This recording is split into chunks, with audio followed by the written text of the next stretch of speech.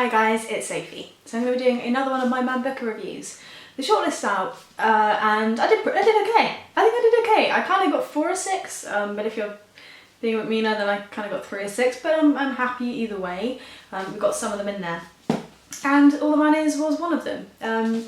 This is the latest one that I've read and we're going to do a bit of a review for this one for you today. So All the Man Is by Szalay is a book that sort of tells the story of men as the author would sort of see them, and the aim of the book is to expose the sort of universal truths in the life of men, from what I can understand.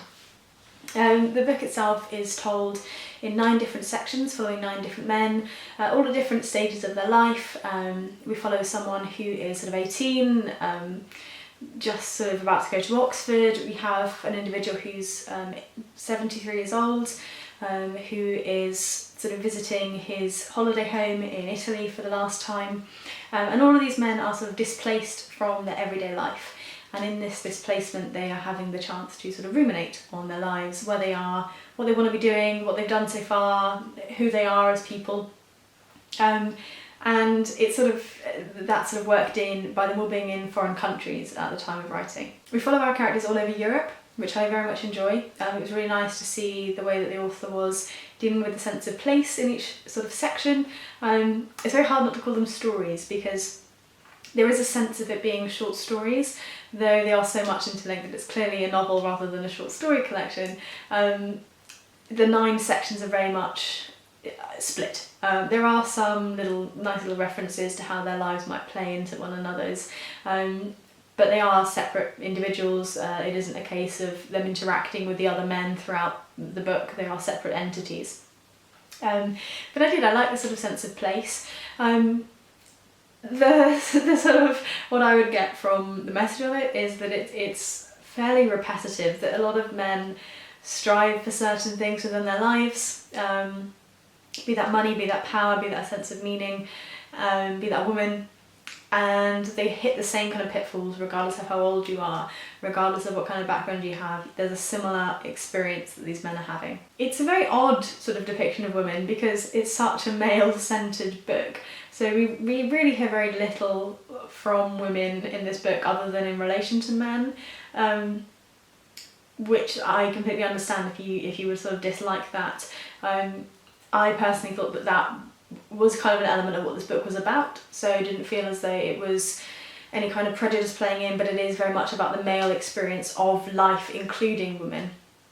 And we did have some female characters that played sort of fairly large roles in the men's life as we go through, but it was certainly nothing from their perspective. It was all from the men in their lives' perspective. I think if I was a guy and I was reading this, my main takeaway would be that I shouldn't go on holiday on my own. A lot of these guys end up having very depressing experiences on holiday on their own. I did enjoy it. I think that it was actually a really easy read. The way it was set out in terms of the 9 stories meant that I got through it really quickly. And I did find that I was sort of relating and getting into the stories of the characters, though due to the fact I was sort of putting it down in between sections, sometimes I would feel a little bit as though I was starting all over again, because you gain pace through each one of the 9 and then obviously you swap again. And it is a little bit more work to put in at the beginning of each story to have the sort of world building and understand the characters and separate them from the last ones you read about. But I do think that they were well separated.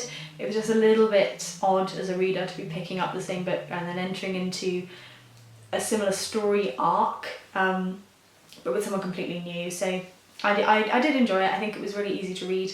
I only gave it 3 out of 5 stars, not because I had any significant single issue with it, but because I don't necessarily know that it's a book I'm going to remember or really recommend to anyone. My experience might be different maybe if I were male and was finding that these sort of male truths were resonating within my own life. I have to say I don't think that many of the truths were things that are exclusively male. I think that a lot of women have the same questions as to who they are and what are they doing, and sort of the impact that men and women play in their lives, or lovers, and the moments where they're trying to assess themselves. I think that's kind of human rather than male, but I still just don't think that it was gonna gel with me completely. It's definitely a decent book, and I think that Szalay is very good at sort of forming the sense of those characters, and by the end of each story I did feel invested in them. It was just irritating that then it changed. I would have happily read from any of them really. But yeah, so not an overly in-depth review of this one, just because I don't think there's too much more that I can really say about it. I do think it was fun. If it sounds of interest to you, then maybe do pick it up.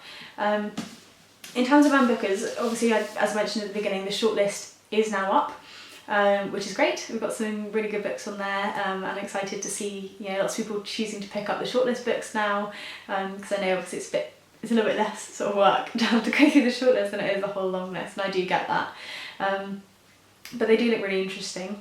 I don't think I'm going to be finishing the entire long list, just because I think I've got the ones I want from the long list. There's only a couple that I'm probably not going to get to.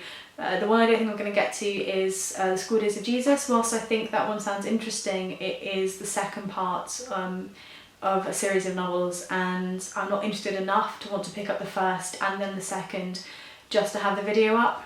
I might change my mind, but at the minute I don't feel as though that's one I'm necessarily going to like. The other one is The North Water. I've had people comment saying that they think I might quite enjoy it because it's got that sort of darkness I normally like, a little bit of a McCarthy feel, someone said, which did intrigue me. But just the setting isn't something I'm normally all that interested in. The sort of pirates, sea, historical setting isn't something I read from a lot. It's not something I found I've enjoyed overly. I feel a bit claustrophobic reading things set around sort of the sea. So yeah, I don't think I'm going to be picking up The North Water and reviewing that one.